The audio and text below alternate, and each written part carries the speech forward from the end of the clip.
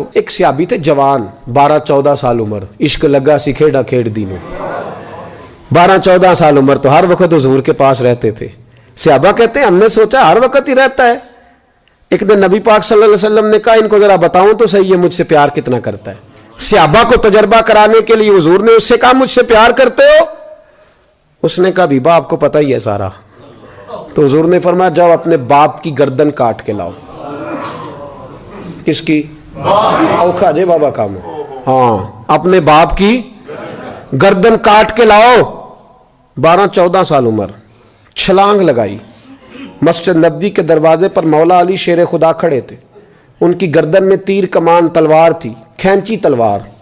اور جب دوڑے نا جذبات میں تو حضور نے فرمایا اسے پکڑ لاؤ, اس نے سچ مچ کاٹ کے لے آنی ہے. لے آؤ پکڑ کے. عاشق نزاکت جانتے ہیں. حضرت طلحہ بن برا بیمار ہو گئے. بیمار, دن میں 2 دفعہ میرے نبی تیمارداری کرنے جاتے تھے. 2 دفعہ. اللہ کرے وہ بیماری میں ہی آ جائے. چر ہویا مینو ترلے لیندیاں کدی موڑ میرے ول واگاں, خواب میری وچ ایک وار جہاں میں ساری عمر نہ جاگاں.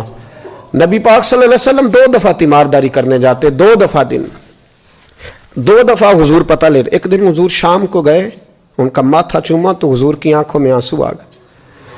پھر میرے حبیب پاک نے ان کے والد کو کونے میں بلایا, کوئی بات کہی, باپ بھی رونے لگے. حضور نے پھر پیار کیا, چلے گئے. حضرت طلحہ اپنے ابا جی سے کہنے لگے حضور کیا کہہ کے گئے؟ کہا بیٹے کچھ نہیں. کہا نہیں مجھے بتائیں. کچھ نہیں, رشتہ ہی بڑا نازک, نہیں بتائیں. تو باپ نے سر پہ ہاتھ رکھا, کہا حضور کہہ گئے ہیں تو آج شام کو فوت ہو جائے گا.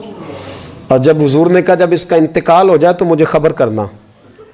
والد کو چارپائی پہ بٹھا کے تو حضرت طلحہ نے ہاتھ پکڑ لیا. عشق تیاگ دومی ایک برابر, پر عشق دا سیک ودھیرا. اگ تے ساڑے ککھ تے کانے, عشق ساڑے تن میرا. او اگ دا دارو می تے پانی, مینوں کوئی دسے عشق دا دارو کیڑا. بلے شاہ اتھے کچھ نہیں بچدا جتھے عشق ہوراں دا ڈیرا. ہاتھ پکڑا باپ کا اور کہنے لگے ابا جی ایک وعدہ کرو, رات کو جب میں فوت ہو جاؤں تو نبی پاک کو اطلاع نہیں دینی, خبر. کہا بیٹے حضور کہہ گئے ہیں دینی ہے, تو کہتا نہیں دینی, کیوں؟ عاشق نزاکت جانتے ہیں. اگرچہ 12-14 سال عمر تھی پر عشق پکا تھا نا, نزاکت سمجھتے تھے. کہنے لگے ابا جی جن گلیوں سے حضور نے گزر کے آنا ہے وہ یہودیوں کی گلیاں ہیں. ایسا نہ ہو میرے جنازے کی خاطر حضور گزرے اور کوئی میرے نبی کو تکلیف دے دے, اس لیے خبر نہیں کرنی مصطفیٰ کو. آپ جنازہ پڑھ کے دفنا دینا. رات کو انتقال ہوا, باپ نے جنازہ پڑھا, دفن کیا. سارا کچھ جاننے والے رسول آئے. کہا مجھے بتایا کیوں نہیں؟ عرض کی محبوبہ, کہتا تھا حضور کو تکلیف نہیں دینی, میری ذات کی خاطر تکلیف نہ دینا, نہ کوئی یہودی تکلیف نہ پہنچا دے. گلیاں یہودیوں کی ہیں, قربان جائیں. ساری دنیا روضہ رسول پہ, اور میرے رسول نے فرمایا مجھے بتاؤ اس کی قبر کہاں ہے.